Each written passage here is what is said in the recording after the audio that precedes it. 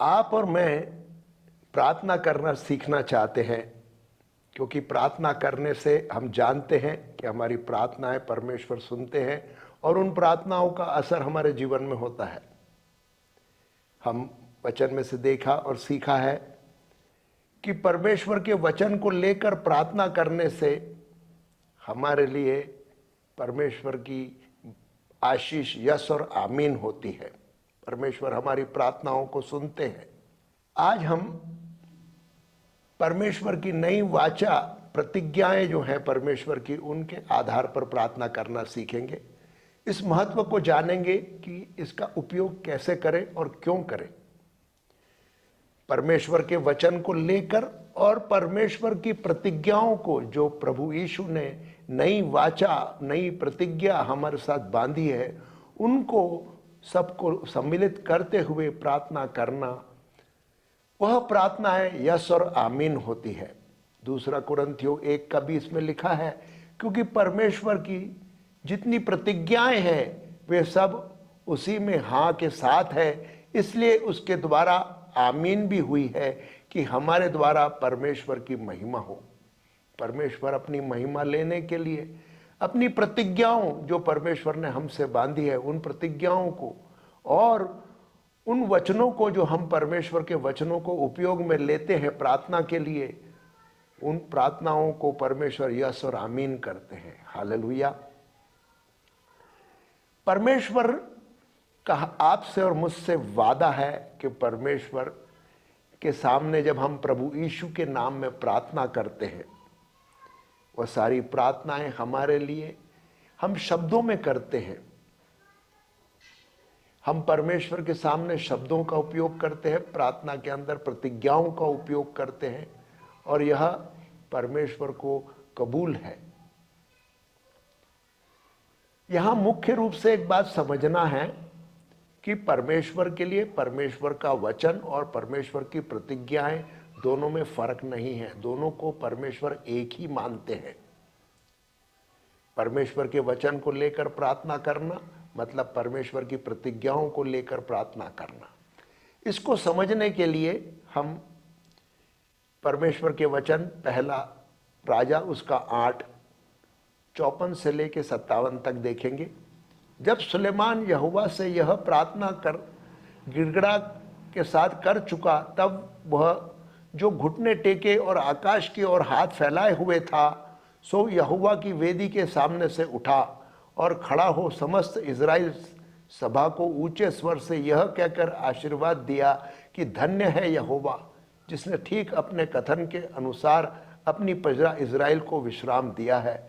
जितनी भलाई की बातें उसने अपने दास मूसा के द्वारा कही थी, उनमें से एक भी बिना पूरी हुए नहीं रही।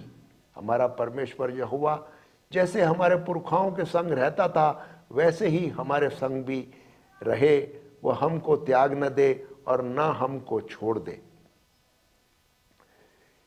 इन वचनों में एक शब्द का उपयोग किया गया है जो है दाबार। ये हिब्रू भाषा में दाबार शब्द है। इसका बाइबल के अंदर 56 बार उपयोग किया गया है और जगह जगह पर यह शब्द आता है दाबार दाबार। दाबार जो है वह परमेश्वर के शब्द को, प्रभु यीशु स्वयं परमेश्वर के साथ था, वह शब्द था और वह शब्द देहधारी हुआ। यह हम पहला यूहन्ना की किताब में पढ़ते हैं। हम ये जानते हैं कि प्रभु यीशु स्वयं ही शब्द है और उसकी प्रतिज्ञाएं जो परमेश्वर ने हमारे साथ बांधी है, उन दोनों शब्दों के लिए, मतलब जो परमेश्वर का वचन उसके लिए और परमेश्वर के द्वारा हमसे बांधी गई नई वाचाएं, प्रतिज्ञाएं, उन दोनों शब्दों के लिए परमेश्वर ने यहाँ पर वचन जो शब्द का प्रयोग किया है वो है दाबार। यह हमको इससे पता चलता है कि जब परमेश्वर के सामने हम परमेश्वर के वचन को लेकर प्रार्थना करते हैं, वो परमेश्वर के लिए प्रतिज्ञाओं के रूप में है, या ऐसा समझ लीजिए कि परमेश्वर की प्रतिज्ञाएं और परमेश्वर के शब्द वो परमेश्वर को कबूल है और वो प्रार्थनाएं यस और आमीन होती हैं। हम जब परमेश्वर के सामने आते हैं तो परमेश्वर शब्द और उसकी प्रतिज्ञाओं में फर्क नहीं मानता। परमेश्वर के लिए परमेश्वर के वचन में से प्रत्येक शब्द एक प्रतिज्ञा है। वो झूठ नहीं बोलता। मनुष्य झूठा वादा कर सकता है, लेकिन परमेश्वर झूठा वादा नहीं करता। यह हम बाइबल में पढ़ते हैं, गिनती की किताब उसका 23-19 में लिखा है, ईश्वर मनुष्य नहीं कि झूठ बोले, और वह आदमी है और ना वह आदमी है कि अपनी इच्छा बदले। क्या जो कुछ उसने कहा उसने न करे? क्या वह वचन देकर उसे पूरा न करे? इब्रानियों 6:18 में लिखा है, परमेश्वर ने जो प्रतिज्ञा की है और जो शपथ दी है वह अटल है, क्योंकि परमेश्वर झूठ बोलना नहीं जानते। इसलिए हम जो उसके शरणागत हुए हैं, उस आशा पर जो हमारे सामने है, दृढ़ विश्वास रखते हैं। आपका और मेरा भरोसा परमेश्वर के वचन पर और परमेश्वर की प्रतिज्ञाओं पर होना चाहिए। हमारी प्रार्थनाएं जब हम करते हैं तो हमारा पूरा विश्वास, दृढ़ विश्वास इन बातों पर होना चाहिए, क्योंकि परमेश्वर का वचन हमको बताता है कि परमेश्वर झूठ नहीं बोलता, उसकी प्रतिज्ञाएं झूठ नहीं हैं। वो युगान युग एक सा परमेश्वर है। वो कल भी वैसा ही था, आज भी वैसा ही है, और वो कल भी ऐसा ही रहेगा। उसकी वाचाएं, उसकी प्रतिज्ञाएं और उसके शब्द हमारे लिए महत्वपूर्ण है। जो शब्द दाबार है उसका हम थोड़ा सा स्पेलिंग देखेंगे। ये दाबार शब्द को 3 अक्षर हैं जो हिब्रू भाषा के हैं, उससे बना है। दाबार में आता है दालत, बेत और रोश। दालत जो अक्षर है उसका मतलब होता है दरवाजा, रास्ता, जीवन जीने की शैली।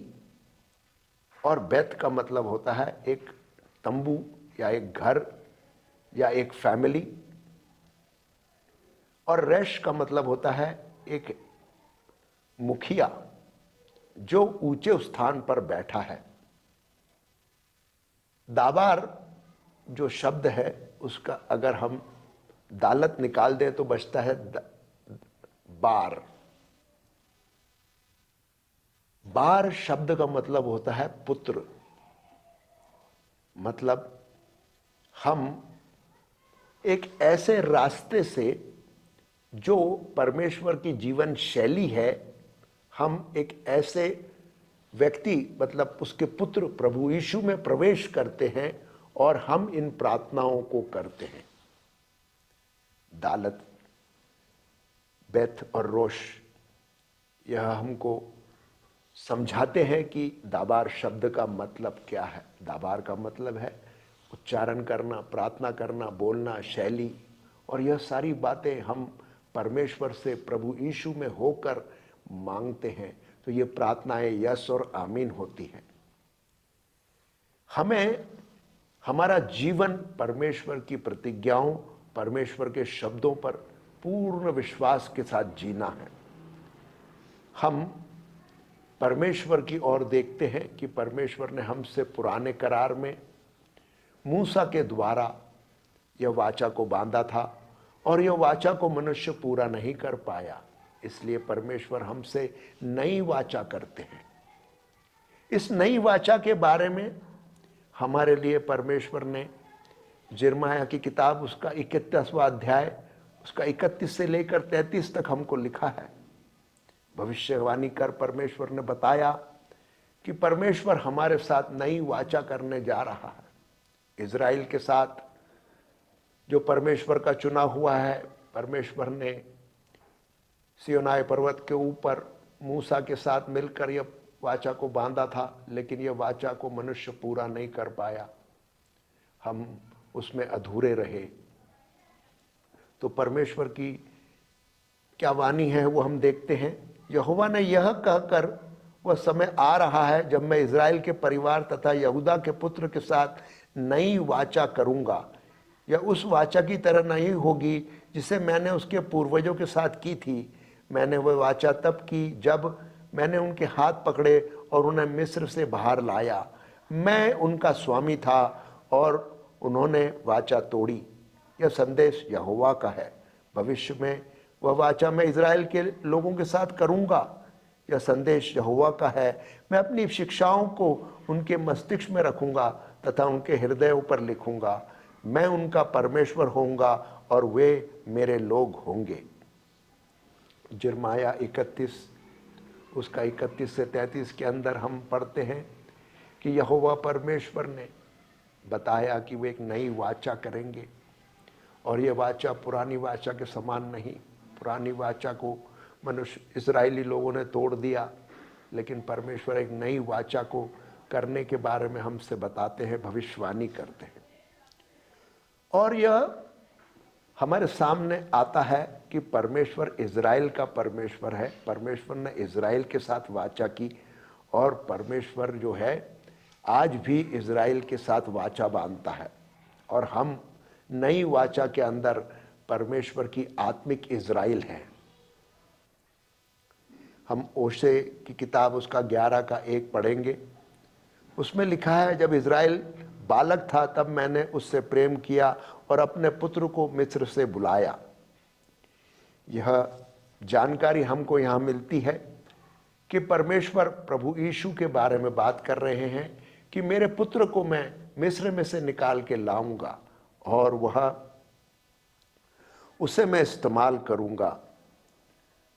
यह बात मती का 2:15 में भी निकलती है, जहाँ पर लिखा है कि हेरोदेस की मृत्यु तक वही रहा, इसलिए कि वो वचन जो प्रभु ने भविष्यवक्ता के द्वारा कहा था कि मैंने अपने पुत्र को मिस्र से बुलाया पूरा हो। यह वचन भी हमको प्रभु यीशु के बारे में दर्शाता है।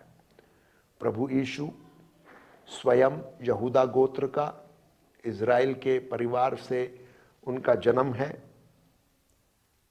प्रभु यीशु स्वयं इज़राइल के घराने का और यहूदा के घराने का है। यह बात हमारे सामने आती है। और प्रभु यीशु की वाचा, नई वाचा प्रभु यीशु ही हमारे साथ करने वाले हैं। प्रकाशित वाक्य 5:5 में लिखा है, जब उन प्राचीनों में से मैं एक से ने मुझसे कहा, अब मत रो, देख यहूदा के गोत्र का सिंह जो दाऊद का मूल है जयवंत हुआ है कि वह उस पुस्तक और उसे 7 मोहरों को खोले। दाऊद के वंश का और इज़राइल के घराने का, यहूदा गोत्र का और इज़राइल के घराने का प्रभु यीशु है। और प्रभु यीशु ही वह व्यक्ति है जो हमारे लिए नई वाचा को स्थापित करते हैं। यह वाचा प्रभु यीशु ने क्रूस पर चढ़ने से पहले, जब उन्होंने मेज सजाई, उस मेज के ऊपर एक रोटी ली और प्याला लिया और रोटी को कहा कि यह मेरी देह है, और प्याले के बारे में बताया कि मेरा लहू है, मेरे स्मरण में किया करो। और वहाँ प्रभु यीशु ने हमसे नई वाचा बांधी। इसके बारे में हिब्रू 12:24 में लिखा है, और नई वाचा के मध्यस्थ यीशु के पास आओ और छिड़के हुए उस लहू के पास आओ जो हाबिल के लहू से उत्तम बातें करता है। प्रभु यीशु ने हम सब के पापों के लिए अपने आप को सूली पर दे दिया। वो मारे गए, गाड़े गए और फिर जी उठे। उनका लहू हमें छुटकारा देता है। और यह सबसे उत्तम बलिदान है जो प्रभु यीशु ने क्रूस पर दिया। उन्होंने अपने आप को बलिदान कर दिया, जिससे उनके लहू के द्वारा हमसे नई वाचा बांधी। और इसके बारे में हमको बताया कि मैं तुम्हारे लिए वह श्योरिटी, मतलब मैं वो गारंटी बनता हूँ।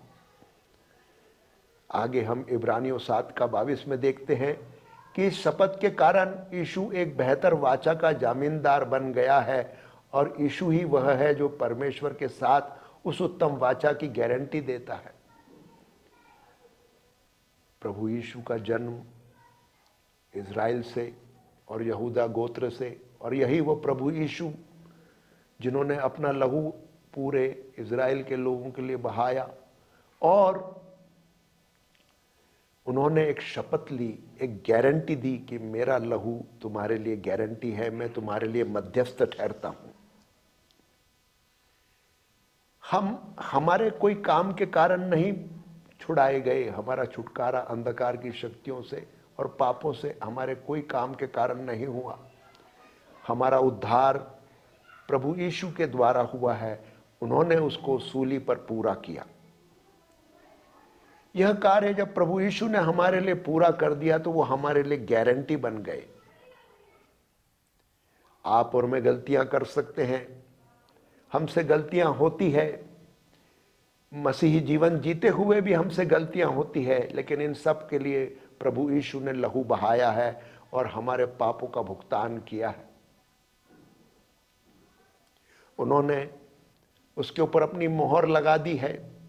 सूली पर चढ़कर अपनी मृत्यु को स्वीकार करते हुए उनका मारा जाना, गाड़ा जाना और जी उठना हमारे लिए मोहर का काम करता है। उन्होंने मोहर लगा दी है कि तुम्हारे पापों के लिए मैंने पूरी तरह से प्रायश्चित कर लिया है।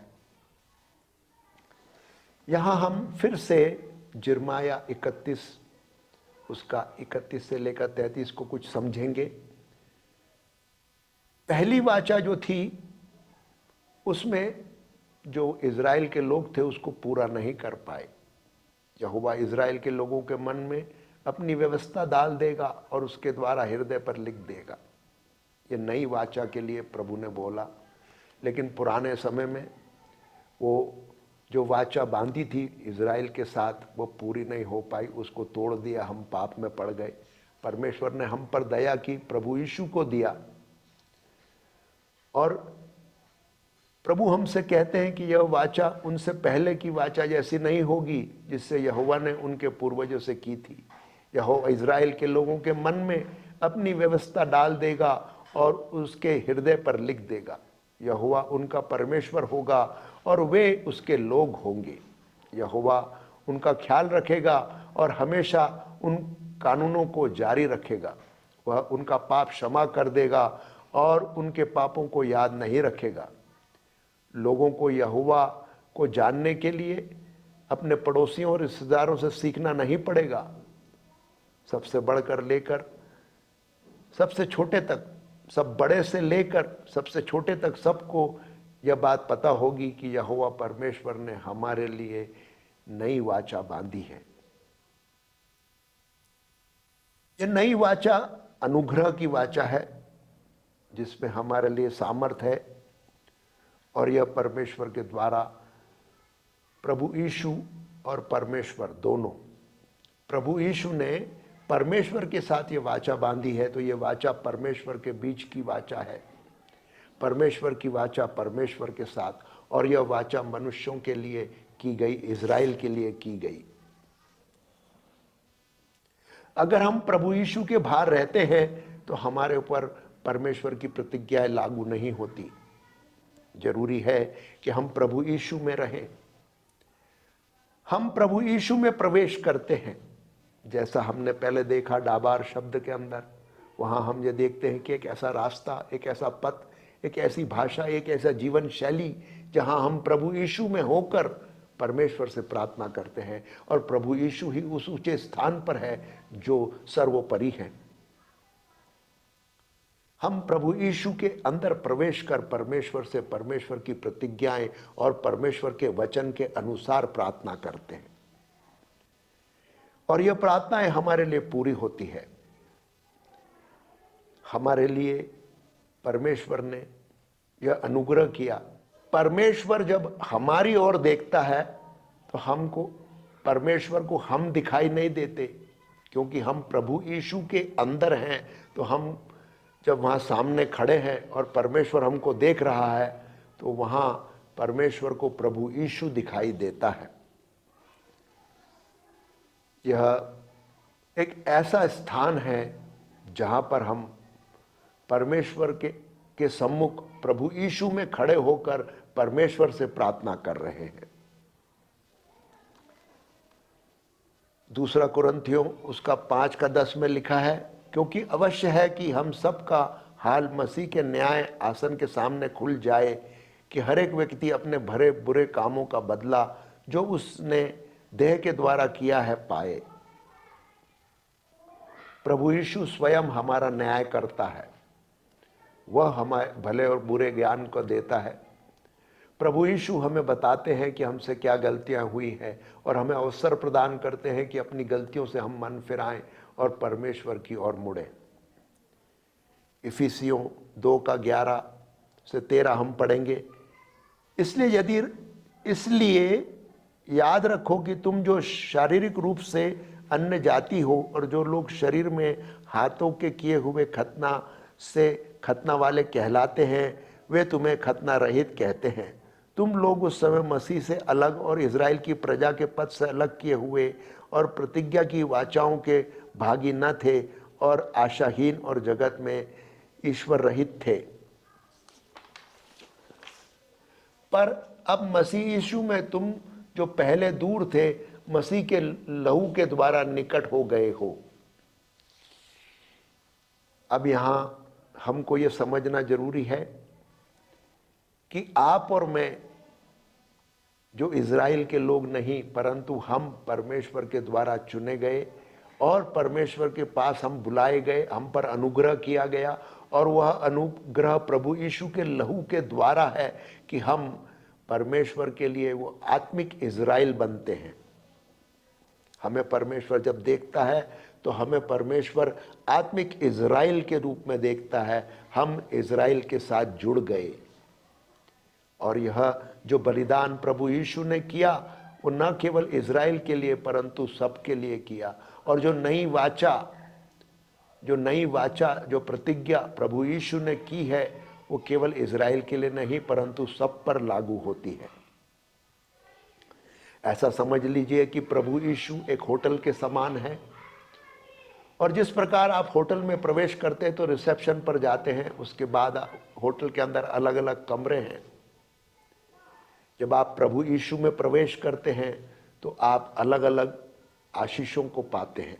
प्रभु यीशु का प्रेम, उनकी दया, यहूदा गोत्र की सामर्थ, यहूदा गोत्र के सिंह की सामर्थ, परमेश्वर का विश्वास, क्योंकि प्रभु यीशु को प्रभु परमेश्वर के ऊपर अपरंपार विश्वास था।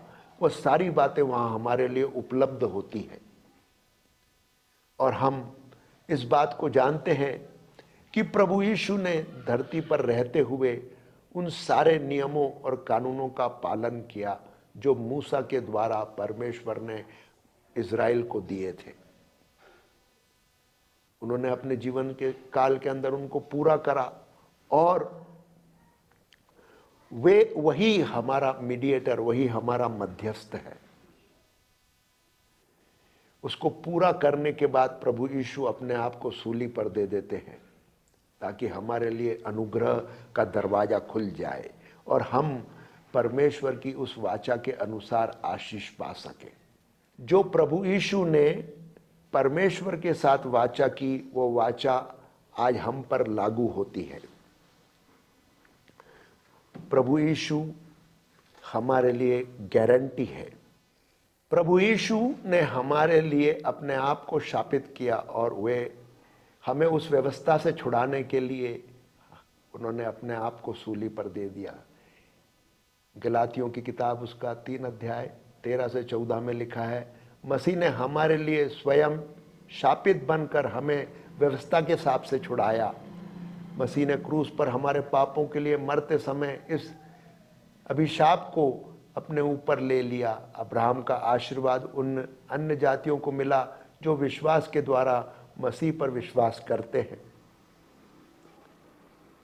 परमेश्वर के इस कार्य के द्वारा जो प्रभु यीशु ने हमारे साथ किया, हमको नई वाचा मिलती है और हमारे ऊपर अनुग्रह होता है कि जो परमेश्वर ने अब्राहम के साथ आशीषों का वादा किया था वो वादा हमारे लिए भी लागू होता है। आप और मैं परमेश्वर की आशीष जो परमेश्वर ने अब्राहम के लिए और उसके वंशों के लिए बोली थी उसके भागीदारी होते हैं। हमको भी अब्राहम की आशीष मिलती है। यह नई वाचा के द्वारा हमारे लिए संभव हुआ। इब्रानियों 8 का 6 से 8 हम पढ़ेंगे। मसीह को ऐसी सेवकाई मिली जो पुरानों से बढ़कर है। जिस वाचा का मसीह मध्यस्थ है वह और भी उत्तम है। नई वाचा बेहतर वादों पर स्थापित की गई है। यदि उस पहली वाचा में कोई गलती नहीं होती तो दूसरे के लिए कोई जगह नहीं तलाशी जाती। परमेश्वर ने लोगों में दोष पाया और कहा, यहोवा की यह वाणी है, ऐसे दिन आ रहे हैं जब मैं इज़राइल के लोगों और यहूदा के लोगों के साथ एक नई वाचा बांधूंगा। परमेश्वर ने हमको नई वाचा दी और प्रभु यीशु ने हमारे लिए उस नई वाचा का हमारे लिए मध्यस्थ बना और हमारे लिए लागू किया। इब्रानियों 8:13 हम पढ़ेंगे। जब परमेश्वर नई वाचा की बात करता है तो उसका मतलब है कि उसने पहली वाचा को अप्रचलित कर दिया। वह वाचा अब पुरानी हो चुकी है और ख़त्म हो गई है। अब हमारे लिए सब कुछ नया हो गया है। हम यहाँ इस बात को समझ रहे हैं कि परमेश्वर के वचन को लेकर और परमेश्वर की प्रतिज्ञाओं को लेकर प्रार्थना करना हमारे लिए यस और आमीन होता है। यह हमने दूसरा कुरिन्थियों 1:20 में पढ़ा। वहाँ हमने पाया कि परमेश्वर जितनी प्रतिज्ञाएं हैं वे सब उसमें हाँ के साथ है, इसलिए उसके द्वारा आमीन भी हुई है और हमारे द्वारा परमेश्वर की महिमा हो। हम जब प्रार्थनाएं करते हैं तो परमेश्वर के वचन को लेकर और उसकी प्रतिज्ञाओं को लेकर करें तो हमारे लिए यस और आमीन है। प्रभु इन वचनों के साथ हम सबको आशीष दे। आमीन।